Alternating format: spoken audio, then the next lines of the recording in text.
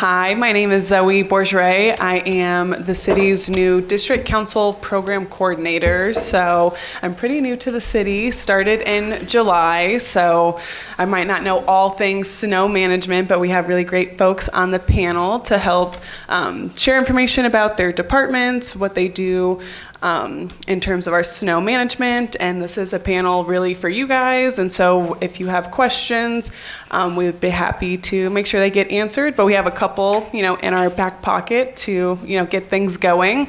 I'm really excited to be here. And I think, moving forward, district councils can play a really good role with residents to provide resources, information, and hopefully to maybe, help organize with you all if there's new folks who are new to the neighborhood and need help kind of putting together infrastructure that we kind of heard in the last panel to organize with neighbors. Hopefully we can see some great opportunities for collaboration moving forward. But let's start with introduction. So if each one of you can start with your name, your title, and the department you work in, and maybe just kind of like a high level of what your department does, and then we'll go into the snow management piece. Good morning. Welcome, everyone. My name is Lisa Hebert. I am the Communications and Public Services Manager for Public Works Department. So myself and two others, when you get your snow emergencies, all the communications and the website and updates around snow, social media, this is kind of the face and the fingers behind all of that, handling all the media relations and communications and community engagement for Public Works. All year round, not just snow. Good morning, Angie Weesey, Director of Safety and Inspections, and we cover a lot of ground,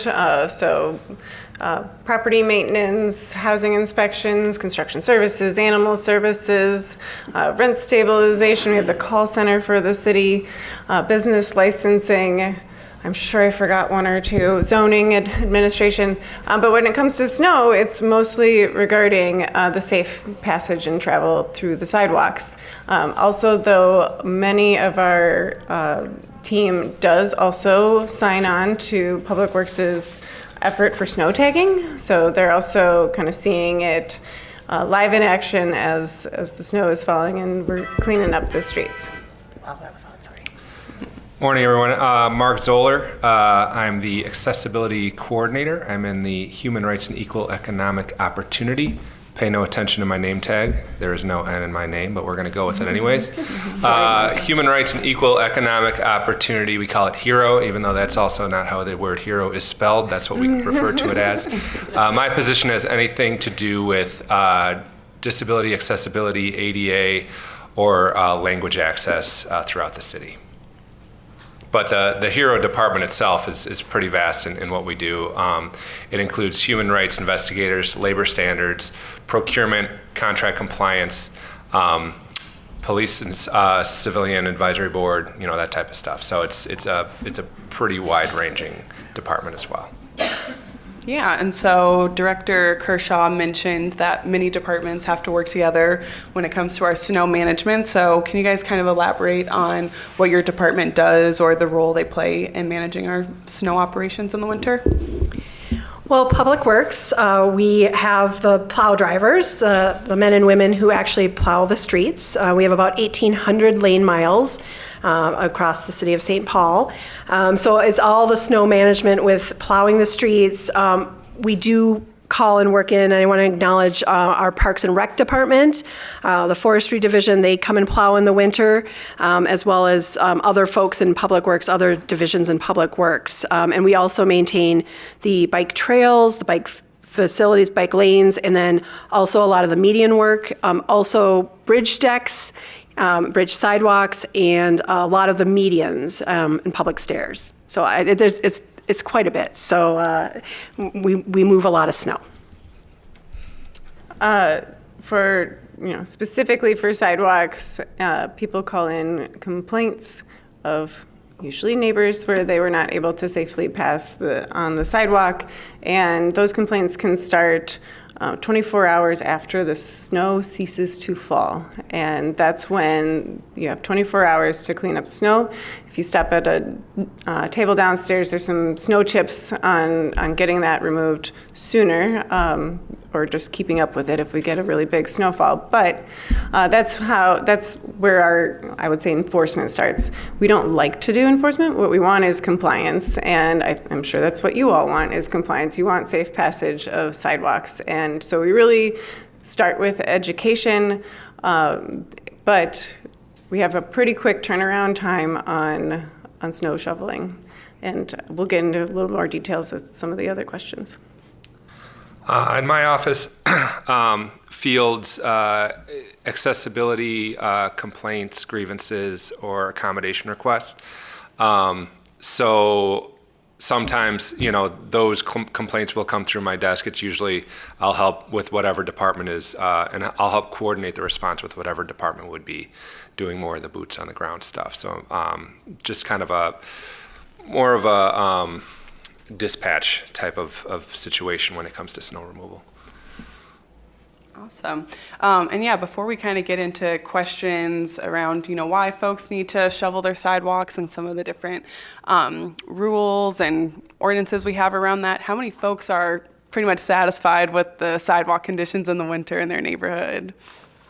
Pretty good. Some complaints. All right. Yeah. Well, who wants to start when we kind of talk about why it's really important for residents to shovel their sidewalk, some of the rules that, are kind of fundamental. We have a lot of compliance. We want as much, and some of the ones that might be a little bit more iffy that we would want folks to work on too. Well, I can start with just the broad reason why we want to do it is because we're good neighbors. We're trying to create an accessible city. That's not something that we can rely on some city department to do in its entirety. That belongs to each and every one of us. Every homeowner, every property manager, every business owner owns their small little piece of St. Paul. So keeping your area clean, accessible, is just you're doing your part toward creating an accessible city, and that's our main goal here. It's honestly the most effective and best way of keeping our city clean. Yeah, I think again, we want compliance, so we don't want people to slip, trip, or fall. We don't want to create any more hardship for you and how you're living in your space, because as I'm sure many of you are aware, any sort of injury can really set you back in a number of ways. Maybe you're losing work time, and so whether it's your sidewalk or another's, we really want people to keep their sidewalks clean for the benefit of everyone in the neighborhood. And something, as I was talking to our police friends downstairs, is, shoveling your sidewalk and your walk in general also makes it very apparent that you pay attention and that you are there and you're present. And so, even working with your neighbors, if you know that your neighbor is going to be gone for a week, shoveling that sidewalk and the walk up to the steps even, or to the front door, really shows that somebody is there and is present and is paying attention, which can likely keep some riffraff down, unexpected riffraff down in the neighborhood. So, there's a host of reasons why why it's important to keep your sidewalk shoveled. Last year's panel, Carrie joined us, and something that I learned, and I live next door to a home where Metro Mobility comes often, but what I didn't know about Metro Mobility is the scheduling requirements. So if somebody who thinks that they can take public transit that day can't because they can't traverse the sidewalk, they also don't have the ability to call Metro Mobility to come straight to their house, because that required them to schedule something ahead of time. So it really is important, because then people are missing doctor's appointments or not getting to work, and so we really just want to make sure that people can do the things that they want to accomplish in life, which you wouldn't think sidewalks were so critical to that, but they are. Yeah, and accessibility is it's a human right. So while we don't think of having a clean sidewalk as an act of our, civil obedience or whatnot, when you have an unpassable space, you're cutting off access to somebody to get to, the bus stop or the street down, the next street over or whatnot. So while I'm sure that people who neglect their sidewalks in the winter are not actively trying to discriminate against somebody, the end result is basically the same. You're cutting off their access to something that they should have access to. So just keep that in mind. Keeping your sidewalk clean is just an act of being a good neighbor and a good citizen and fulfilling your civic duty. I would just also add that winter is tough enough on everyone. Again, being a good neighbor is really important and not making it more challenging for people and putting obstacles in their way, but also just making sure that you understand that shoveling your sidewalk doesn't mean a little rabbit trail. It really means the whole width of the sidewalk. It's important for people with mobility issues, people with strollers, even just walking up and carrying some bags from your car parked on the street. Again, because a lot of people, you can't park always right in front of your house. You're going to have to walk down your block a little bit. And again, walking in the street is not ideal and it's not safe. So again, just helping each other out, but making sure that it is the full width of your sidewalk, not the rabbit trail, not just shoveling a snow shovel width apart, but again, the whole width. Yep, and even up until your property line, your steps, your mailmen, mailwomen really would appreciate that. Lisa, can you kind of go? So there's a question. Oh, there is a question? Yeah. And I apologize because I stepped out for a second, so if you covered this already. What sort of services does St. Paul offer, or at least connections to community services for people who maybe own homes who are mobility challenged and therefore can't create sidewalks? I think people are civic-minded, and sometimes they're civic-minded and aren't physically capable. So are there resources for folks who maybe need that help or to connect, whether it's volunteerism or whatever? Do you want to repeat the question first because of the microphone? Yeah. So the question was, for those who are unable to, due to age or disability or whatever the reason might be, take care of their snow, clear their walks, things like that, what resources are there available for those folks? On that back table and down at the alley captain's table downstairs, I put a stack of these. This was put together by our Advisory Council on Aging, ACOA, with numbers and resources to all sorts, or numbers to resources for all sorts of things, including snow removal, trees, parking, trash. On the back of it, there's numbers for the neighborhood living at home networks. So if you are disabled or elderly and need somebody to help, these are good places to start. If you have a neighborhood Facebook group, that's also a good place to reach out to see who is providing that. Normally, I would hope that maybe someone on your block or the next block over would be able to offer their services when it snows, take care of their neighbor, have their kid do it, whatever the situation might be. But I would say grab one of these, make a few phone calls, make a connection either with your living at home network or a neighborhood, your, what do they call, the district councils, or the neighborhood Facebook groups. I'll just also add that there is actually a group here in St. Paul. It's called the Saintly Snow Angels. This is a community grassroots group that has started a few years ago, and it's on Facebook, and it's working with the city as well.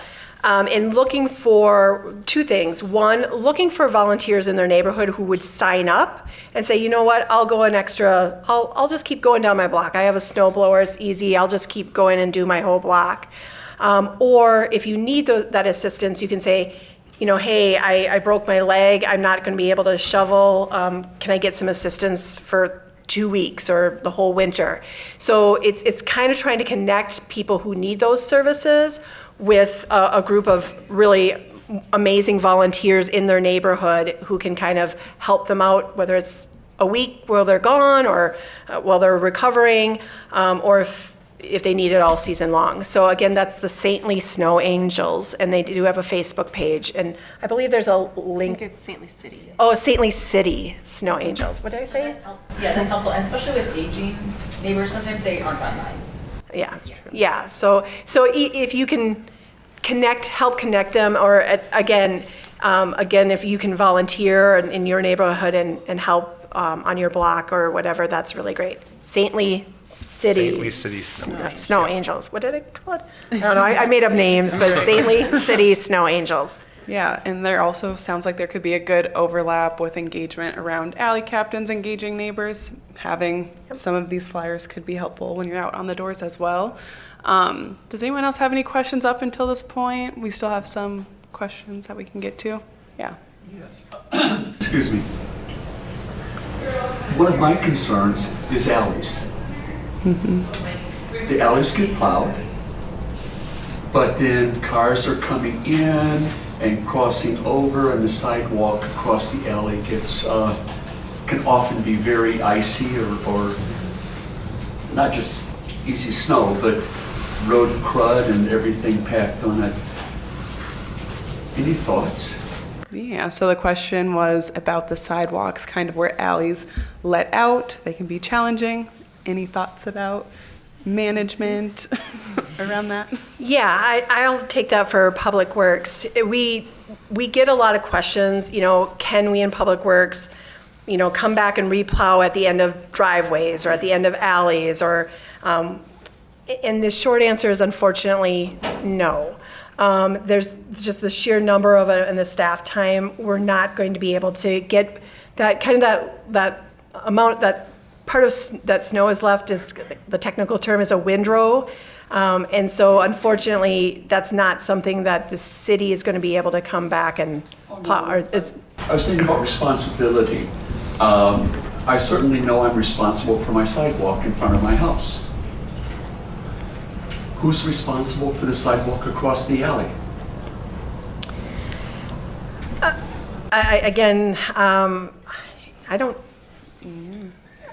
It's still considered part of the alley. Yeah. So and we heard in the last session that actually one of the alley captains pays for an extra service essentially for after the city plows come by to clear that back out again, which seems like a good solution if your plow driver will do it, but it is part of the alleyway, so. More refined.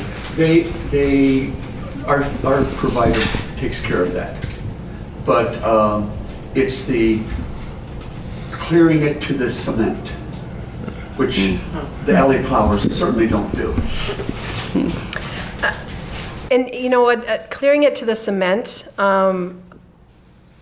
that's something that I would really encourage the budding neighbors to kind of take a look at and maybe spread just a little bit of salt on that to kind of get at that. I don't think that that's something that the private plow contractors are going to be able to get down to that level. So I think that might be a nice thing to kind of work with the neighbors. It sucks sometimes. Yeah, it does. But I think that's going to be a hard thing because they're not going to be able to get down, especially when you've got some grades and some differentials that are happening too. It does get to. In my neighborhood, there's nice neighbors that go take care of it. Yeah. It does Shovel get it. to one of our other questions, which is where to put the snow, because occasionally somebody might just push the snow into that space, thinking, oh well, the alley driver will get it. So where to put the snow that you're shoveling off the sidewalk. Now, it would be lovely if everyone had like 8-foot boulevards and a low sloping grade on the other side, and that they were able to put it on either side and there's plenty of snow storage. We know that that is not the case everywhere. We know sometimes the sidewalk goes right up to we're very hilly in St. Paul, so it goes right up to a retaining wall, and unless you like really got the pipes, you're not going to be putting that up 5 feet onto the top of that retaining wall, and so you're working with the boulevard. The goal is to try to keep it out of the street, so either on the private property or in the boulevard, but clear pavement, as Lisa mentioned, full width, clear pavement, and either kind of get it in the boulevard space or back on private property. Because if it goes into the street, then we're just creating other issues. Yeah. Carrie, did you have a question, so? Yeah. I don't remember if I asked this question before, but when when you're getting a hold of the snowcat, that company, are you making an arrangement for that, for something to happen? Or can you call them like on the spur of the moment, hey, I'm stuck, can somebody help me? For the alley to sidewalk, or? For like like if I'm wheeling down the sidewalk and get stuck in the snow, can I call somebody and have them get me out? How does that work? Yeah, so the question was if you're on the sidewalk and you get to a point where you're not able to continue to pass, are there any resources or services that one can consider in that situation? That is a good question. I guess I don't know. I mean, prior to that happening, it obviously is the responsibility of whose ever property you're on. You know, if that's a corner lot, their responsibility is clearing not just the sidewalks in front of their home, but like the curb cuts and you know, whatever the entrance to the street would be. Even if the plows come by and put up a little snowbank there, it's still the property owner's responsibility, whoever has that corner lot, to make sure that's clear. That if they fail to do that and you find yourself stuck in a snowbank, that's, you know, too late to worry about that. The question about who could I call in that moment is a good one. I mean, I guess emergency services, you know, if you were to call the non-emergency number and say, hey, you know, I'm stuck, could you send somebody to help get me out? If you're in a neighborhood where you know the people around there, I would probably recommend calling someone who you know who might be able to come out and help you out. You know, I would probably first turn to the neighbors around me. But yeah, I don't know if there's any official line on the city offering a service to come help out somebody whose wheelchair might be stuck in a snow or an unshoveled sidewalk. That's a good question. I'll have to get back to you on that, Carrie. I mean, if you're actually stuck in the snow, call 911. I mean, don't purposely get stuck in the snow. But if you are actually stuck in the snow in a wheelchair, we do not want you outside for, you know, in the winter and not able to be mobile. So call 911. They will be happy to help you get out of the snow. Our goal is obviously for that not to happen. And one of the things that I haven't mentioned yet is, you know, who to call, or if you have or see or routinely see unshoveled sidewalks, and it doesn't even have to be routine. We like people to actually talk to their neighbors. So, you know, my first thing would be do a little education yourself. Hey, I see the sidewalk's not shoveled. It's really easier to get to that before it freezes or gets trampled on by 600 people. And maybe you might be able to find out, like, they're out of town, or maybe you find out that they, you know, blew out their knee and they're not able to get out there. So it also just fosters some good communication amongst neighbors. But start with education. Also 651-266-8989. Number is everywhere on the city's website, but 266-8989. And that's the number for reporting these things. We also have a web form, and that phone is answered during the day, but also we pick up the voicemails every morning, and it's not uncommon for us to do, you know, 500 snow complaints in a day. So our goal is obviously to reduce the number of those so that people are more actively taking care of their sidewalks. And part of the thing with, you know, St. City Snow Angels, or some others, that, you know, if you went to this house and find out that the resident is just not able to shovel their sidewalk, maybe you adopt that person for the whole season and you just make it part of your routine that after you shovel your sidewalk, you get to theirs. And it's our hope that that kind of neighborly thing can happen. Because really, if the city sends out the contractor to shovel your sidewalk, realistically, you could have afforded to pay for somebody the entire season. So we charge what it costs to recover our costs. We're not making money off of this, but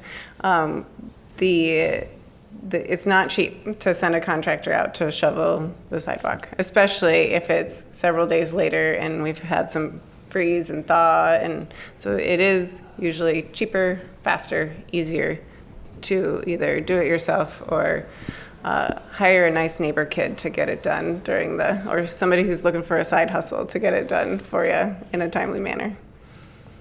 Yeah, I think those are all, great resources. Obviously, you want to avoid that situation. I know this is live streamed and recorded, so again, why it's important to consider folks who live in your neighborhood or are passing through your neighborhood. Are you close to a major thoroughfare, near transit? Like, those are considerations you want to also have on your mind when you're doing your duty and shoveling your sidewalk.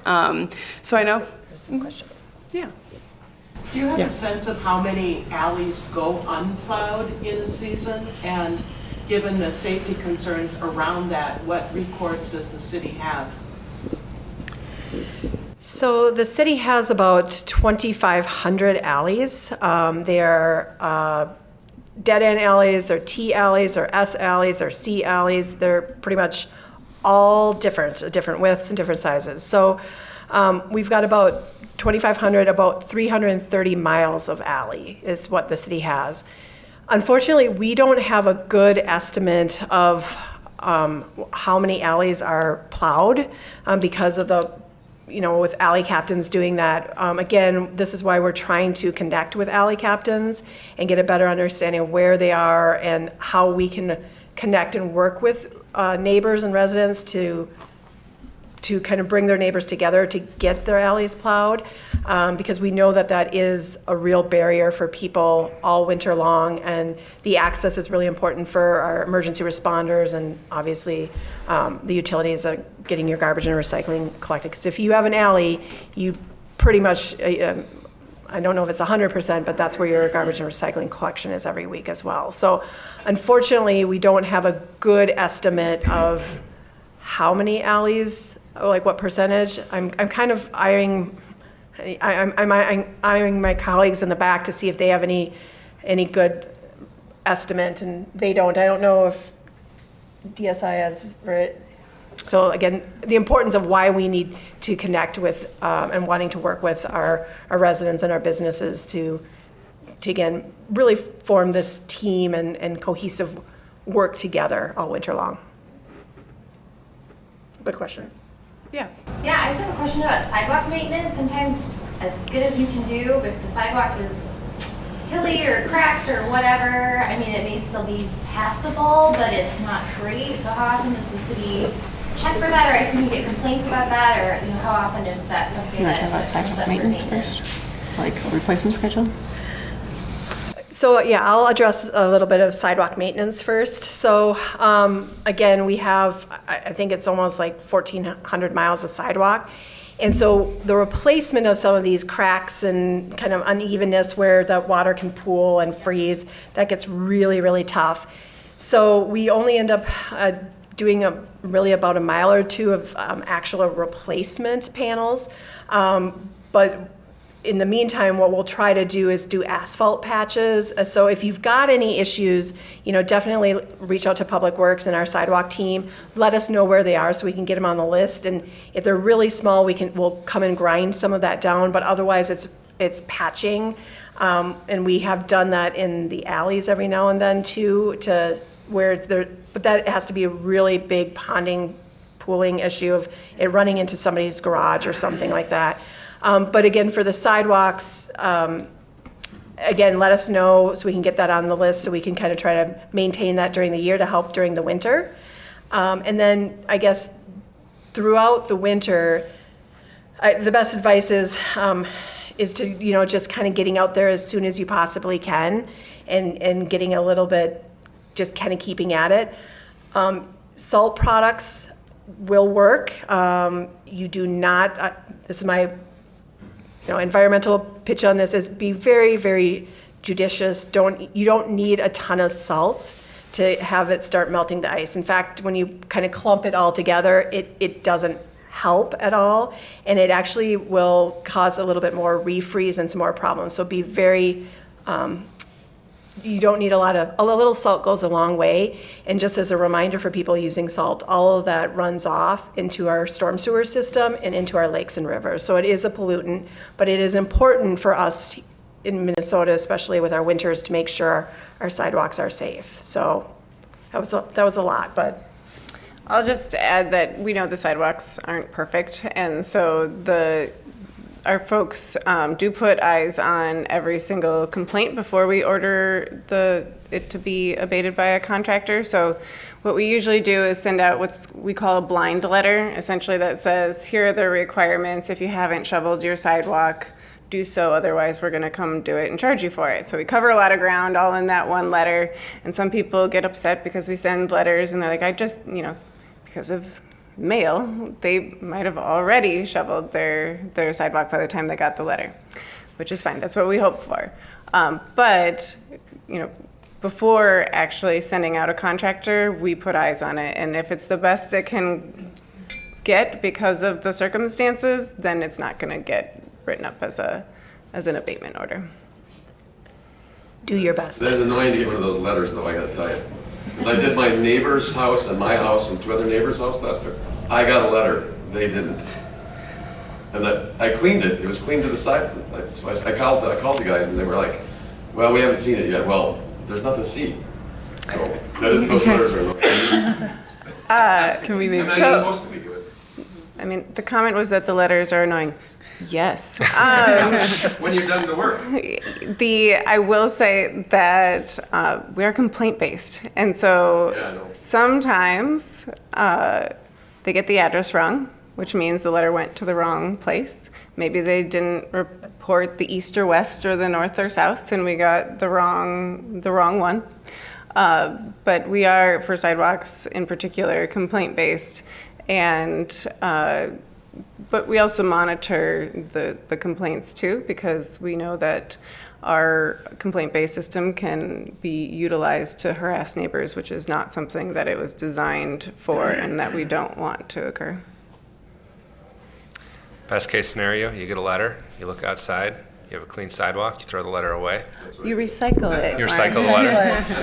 Thank you. And problem solved. There's another question. I have a question and a comment.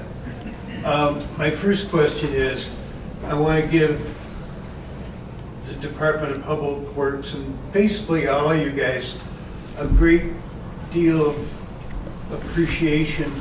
Last winter, I ran into a pothole, right? And it dinked my tire. I got a flat tire. I had to get a new tire.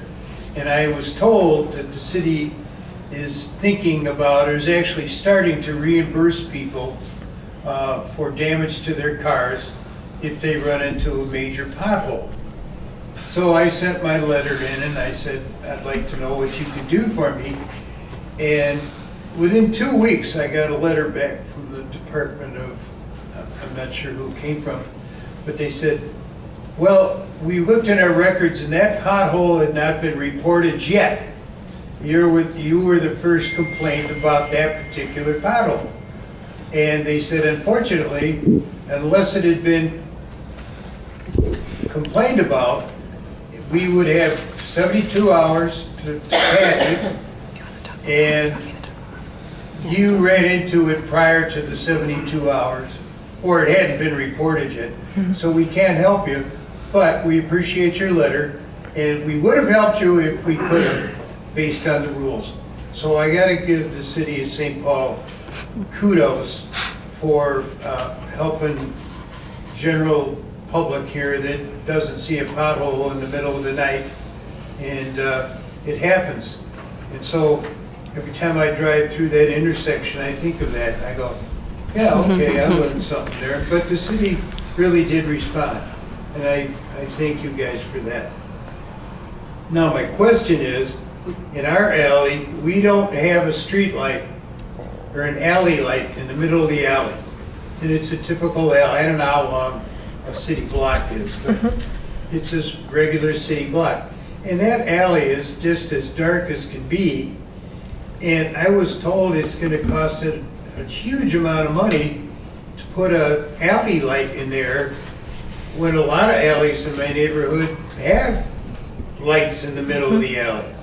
So I don't understand, I was told that there was one there once, at some point in time, and it's not there anymore. Maybe somebody ran into the light pole, I don't know. But I was told it's gonna cost us like $70 a month each to put a light in there. What's the deal with city lighting in alleys? There we go.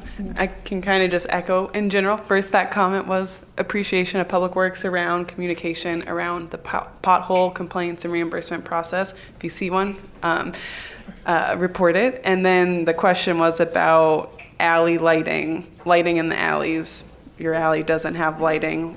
Right. It could be costly to get a light in the alley. What is kind of a city response to that situation? Great question. I'll start with the alley lights. So alley lights are provided by and installed by Xcel Energy.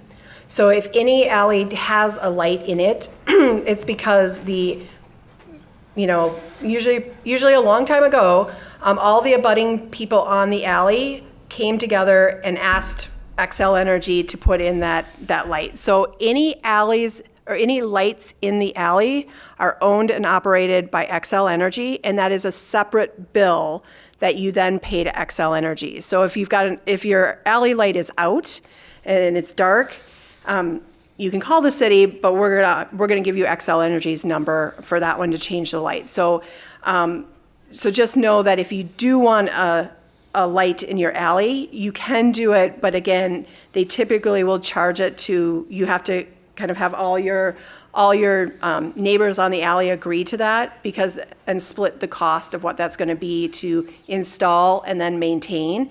And my understanding is you will get an extra charge from Xcel Energy for the energy for that alley light.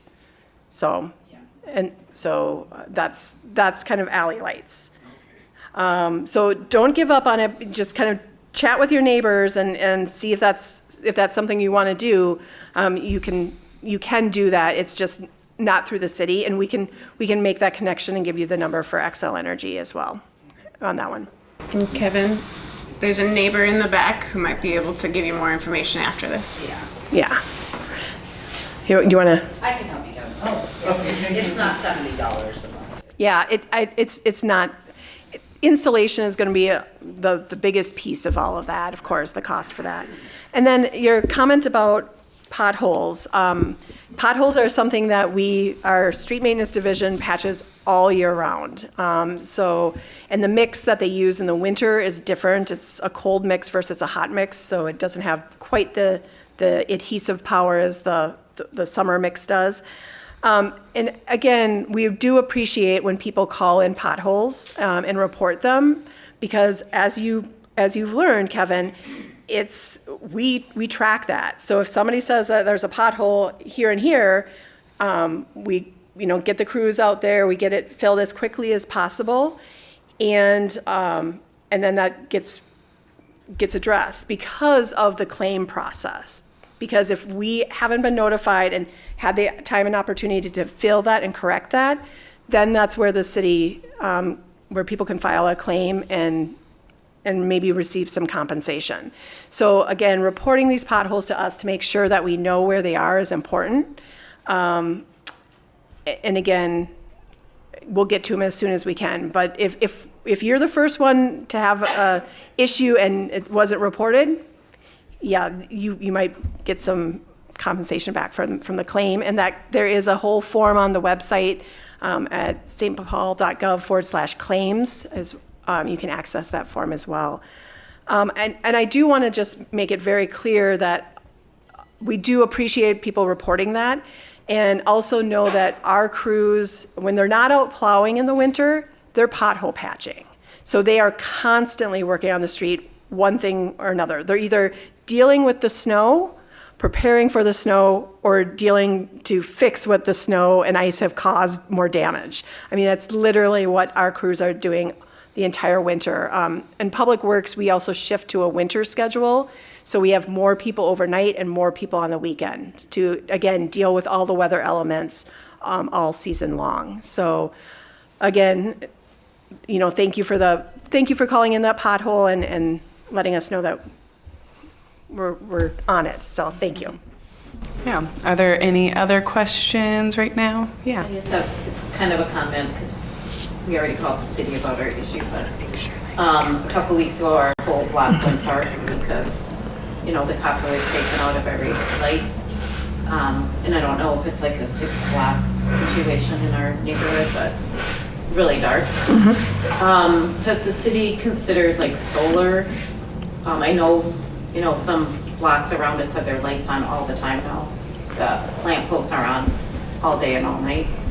But is that a consideration so copper doesn't have to be utilized? Because I think if it gets fixed, it's just going to be taken out immediately again. But Yeah, so the question and comment was about copper wire theft in streetlights and the potential for solar being used for streetlights.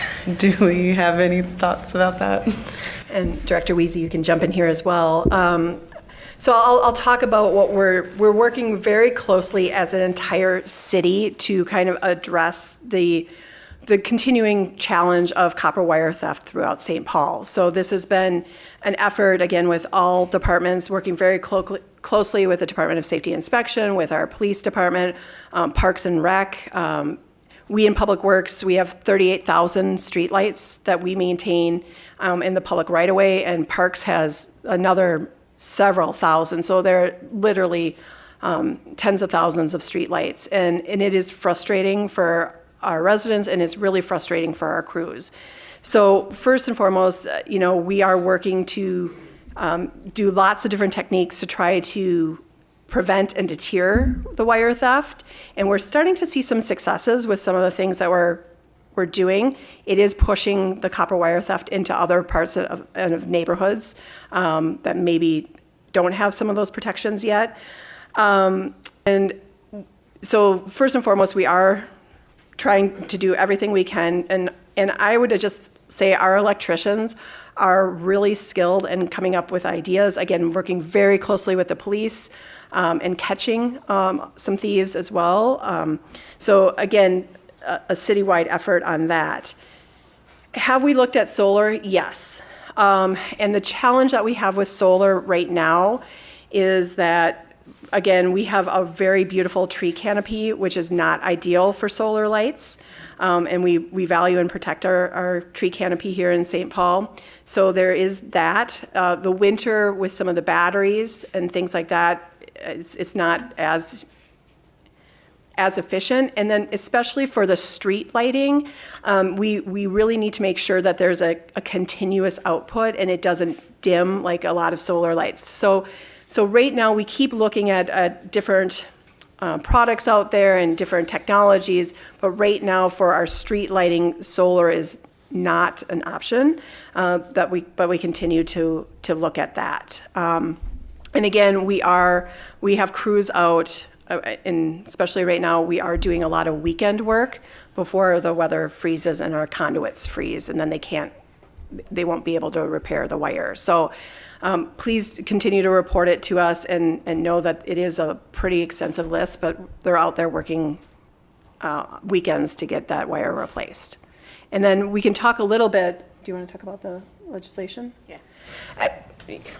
It's Snow Summit, but I will say that Lisa's right. This is like an all-city thing, and Department of Safety and Inspections does business licensing, and one of those licenses is metal scrapping. And so we partnered with Parks and Public Works and Police to go to the state legislature this year and pass a law that essentially requires you to have a license to scrap metal copper. So if you want to bring in copper wire and you don't have a license, that scrap metal dealer cannot give you money. And so that is hopefully going to really curb the theft. And that's statewide. And that's why we went to the state. One, the city didn't have the actual legal ability to do it just for the city. And also if we did it for our city, well, they would just steal it from St. Paul and go to another city to scrap it. So it really did need to be statewide. But we know that street lighting impacts safety, and that's really why it's an all city, all hands issue. And the legislation goes into effect January 1st of 2025. Not to mention catalytic converter theft, which happened to my partner, was almost $2,000 by the time it was done. Yeah, so. Yeah, and I want to make sure to get one of these questions in before we see if there's some final questions, but okay, that one too. So I'll have 2 questions. We kind of talked about pedestrians getting on the sidewalk, accessibility. Can you guys share who's responsible for shoveling bus stops and then bike trails, bike paths? So folks know. Well, the bus stops are maintained by Metro Transit, which is outside of the city of St. Paul, enterprise. And they would be responsible for that. Bike trails I'll just add the bus stops are a little bit more complex, because sometimes you just see a sign and there's no sidewalk pad or anything. It's just like at the grass, right? So, so the Metro Transit isn't clearing out grass patched areas. And I would just say they clear out essentially like inside their bus shelter, and that might be it. So getting really around there so that people can actually get to the bus shelter is imperative. The bike trails and bike lanes are maintained either by Public Works or Parks, depending on where they are. So they split the work, and it really depends on where the lane or trail is. So like a trail that goes in the middle of Como Park is going to be Parks, but sometimes it's not as clear, to you and I on whose responsibility is that. So I just ask. I don't know either. So I just ask whose responsibility it is. And for the general public, if it's a bike trail or a bike lane, you can certainly just call Public Works first. And because we work very closely with parks. If it's in the park or it's a trail in the park, that is absolutely parks. It's the trails along the roadway, Mississippi River Boulevard, along Como or Johnson, those type of places. We do split that with parks, and so some of them are maintained by Public Works, some of them are maintained by parks. So certainly if you're seeing issues or having issues, just give us a call. You don't need to know where it is. We'll figure out who it is and get it where it needs to go. So I just wanted to add to the bus stops, Metro Transit also takes care of all the access to the light rail stations as well. That is Metro Transit. And then also, again, bus stops are super tricky because if there's a bench there, that area is not Metro Transit and it's not the city. It's actually supposed to be the bench owner is supposed to be taking care of that space too. So if you're having issues in those areas, certainly again, call us and let us know, and we'll try to work with the bench company to get that out and get that cleared. But I can't stress enough, if you just have the sign that's kind of on your corner, as you're kind of clearing that corner, if you can kind of make a space for people to exit and enter the bus, that's really helpful. Again, especially with people that need a little extra mobility space, or carrying a child, things like that. That's really important as well. So bus stops are tricky. Yeah. A lot I didn't know about bus stops management, but a final question we had just from our prepared questions are, can you put garbage and recycling carts out in the street during winter? No, no. So again, your garbage carts, and most people have them in the alley. I think that's like 75% or thereabouts get their collection in the alley for garbage and recycling carts. Even if you're in the alley, please make sure that you're kind of shoveling a space for it. Because if those get kind of locked down and they can't lift them up, they may skip you because they can't get to it, and they'll say it's inaccessible. So again, if you get access in the alley, make sure you're shoveling it and that it's not sticking and getting icy underneath it. On the street, they absolutely positively cannot go in the street. I cannot say this enough. They cannot go in the street, which means that yes, it has to go on your boulevard. And I know that that's where we're telling you to also put your snow there. We're telling the private plow contractors to put their snow there.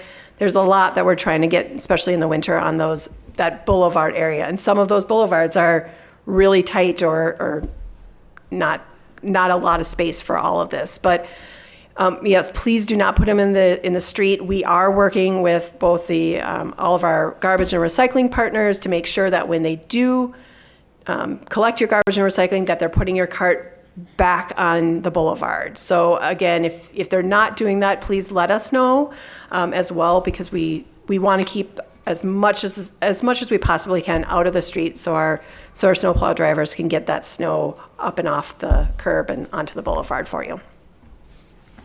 Awesome. Are there any final questions? We have about a couple minutes, so I'll give it to Lisa to close out if we don't have any from the audience.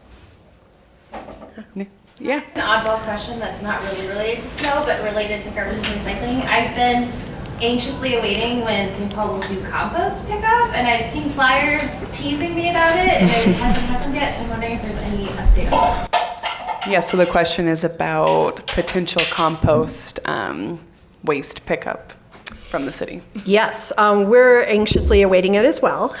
So right now, I just want to remind people that there are compost and organic drop-off sites throughout the city. They're wonderful. Please utilize them. They're a great resource to help reduce waste and help our environment a lot.